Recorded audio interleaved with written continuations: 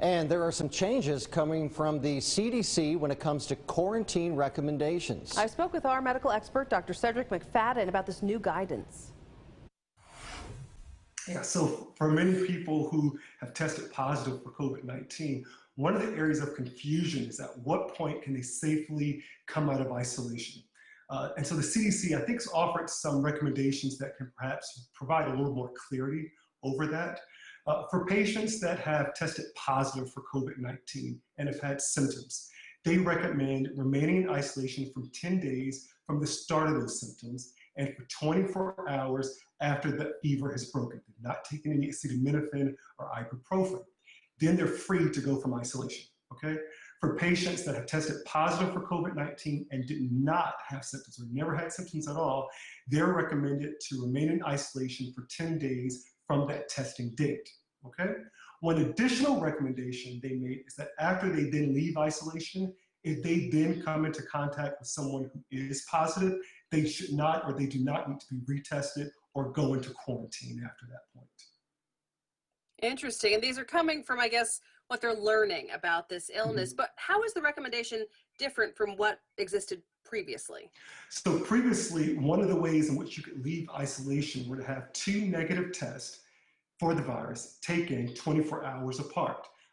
Obviously, one of the challenges they've had is that for some people, it can take up to 2 weeks for the results to come back. Many studies have also shown that for people who have mild disease, mild illness, they're seldom infectious after 10 days. And so these are some of the ways in which we can perhaps get people out of isolation and back into their lives. Well, what about when it comes to this illness and the testing of it and retesting? Who needs to be retested? If they're positive and you've recovered, do you need that retest? So it depends. It depends on your own medical history. For people who are immunocompromised, who perhaps have more severe illness, you may take longer than that 10 days to no longer be infectious. So if you've developed severe illness, meaning you've been in the intensive care units, you've had perhaps heart issues, or you've had to be on the ventilator, you may need to have a period longer than 10 days. It may be more like 20 days for you. And for these people, you really need to contact your doctor, and they'll likely be following along with you, giving you the recommendations that you need. And also, it's important to remember that some people, depending on your job, they may have certain recommendations that you have to make sure that you follow before planning to return to work again. Is there anybody else that needs to be retested? So those are the real big ones. Those are the big people, those are the big groups that should be retested. But let's not keep in mind that if you were to retest, there are some people that will still test positive even after they've gotten over the illness.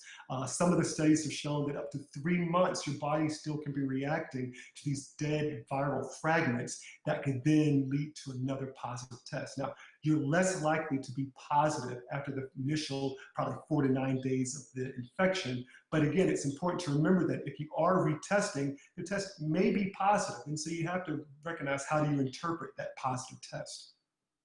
You know, we also have talked about like quarantining, right, after travel or when you've had a known exposure to COVID-19. Does this all apply in those scenarios too? So these recommendations do not apply to that situation. If you're traveling to endemic areas, if you're out of the country, you're still quarantining for 14 days. If you've come into close contact with someone who is known to have COVID-19, you still need to quarantine for 14 days. This is referring to people who have a positive test, who either have symptoms or no symptoms. At what point can they leave isolation and safely return back to work? Thank you, Dr. C. Thank you.